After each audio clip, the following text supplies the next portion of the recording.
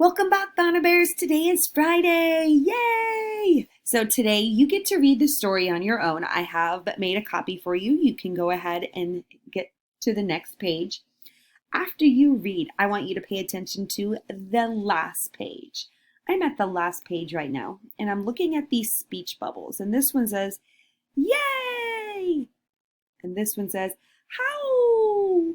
So looking at these, how do you think they are feeling?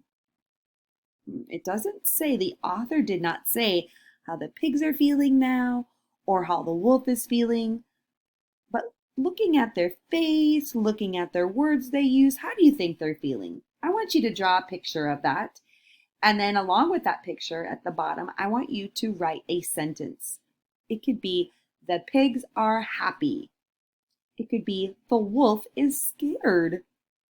What could you say about these animals? Could you draw a beautiful illustration and then again, write your words? And when you're writing those words, pay attention to the sounds that you hear. You hear the B sound, make sure you write a B. And last week, we really paid attention to the spaces in between those words. So when you're writing, make sure you have a little space that breaks apart the words in our story. All right. I can't wait to see your beautiful illustrations and your words in your sentence. All right, enjoy the story.